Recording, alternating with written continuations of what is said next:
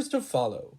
Blue Beetle marks another entry in the ever-evolving DC cinematic universe, albeit towards its twilight. The film introduces Jaime Reyes to the screen, a character that sadly might not make the jump to the reimagined DCU. As the second-to-last installment in this fading saga, Blue Beetle attempts to carve out its own place among the superhero pantheon, but ultimately falls short in several key areas.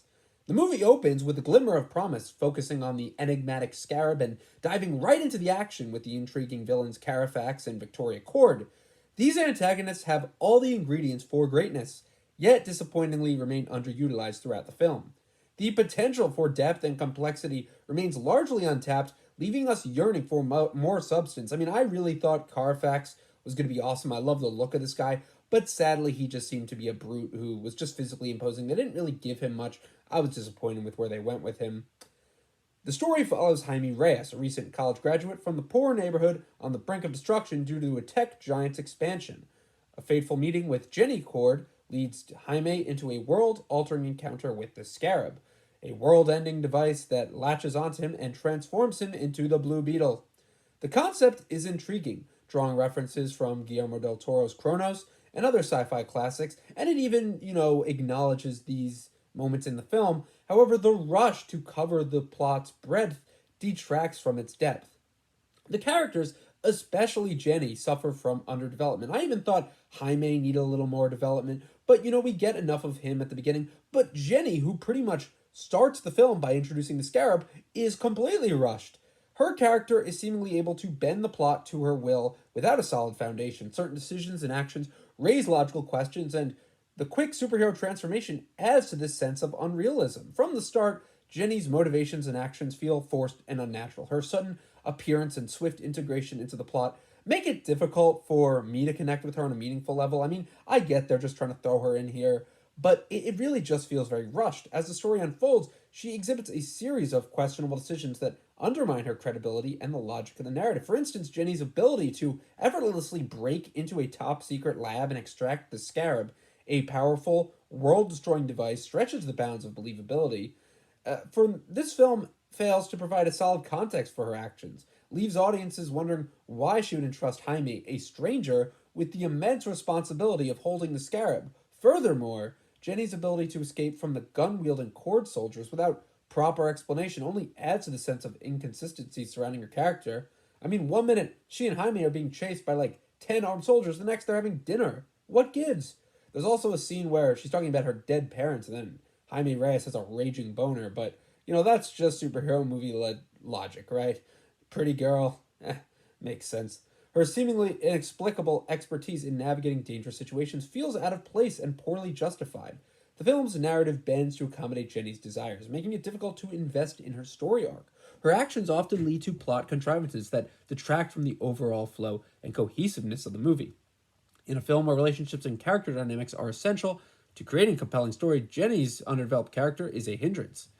But another drawback lies in the ability of Blue Beetle to deliver impactful set pieces that resonate with audience. This is something I really found. I mean, I didn't like how they rushed through a lot of the characters. I didn't like how Jenny Cord felt like she was just there to serve the plot. But the one thing that the movie should have really focused on was its action. It really wasn't that special to me. The film's reliance on action sequences in locations like the Florida Keys projects where Jaime Reyes resides fails to engage viewers in the way that memorable set pieces do. Like, look at Spider-Man 2 with the train sequence or the bank sequence. In both of those scenes, it's actually similar to Blue Beetle, where Peter Parker's trying to save his house. He's trying to save Aunt May's house from the bank. In this film, Jaime Reyes is trying to save his house from the Cord Corporation. However, we don't get that sense of motivation. We don't get that sense that Victoria Cord and Carfax are really these threatening villains. They only want to get Jaime because he has the Scarab. There's no motivation beyond that. There's nothing personal. It's just to get the Scarab. And there's something so underlyingly boring about that. The fact that they just go to his house and tell him, family makes you weak. Like, there's no reason that Carfax has any personal thing against Jaime. And then we even get a sizzle reel of Carfax's backstory at the very end, so we're supposed to feel bad for him. It's just so cheap. And I really don't like how, of course, there's no police, no bystanders in the, post Man of Steel era, after thousands of people were killed in that movie. They just don't show any civilians being in danger. I think that completely undermines the idea of the superhero story.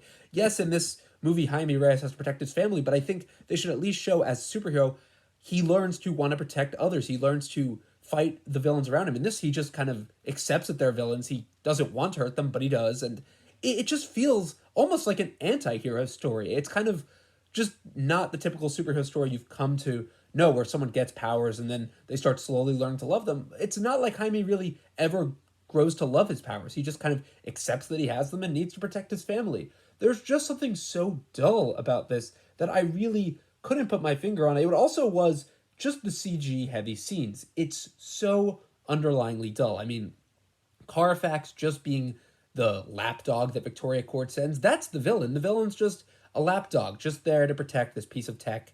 It's really not that special.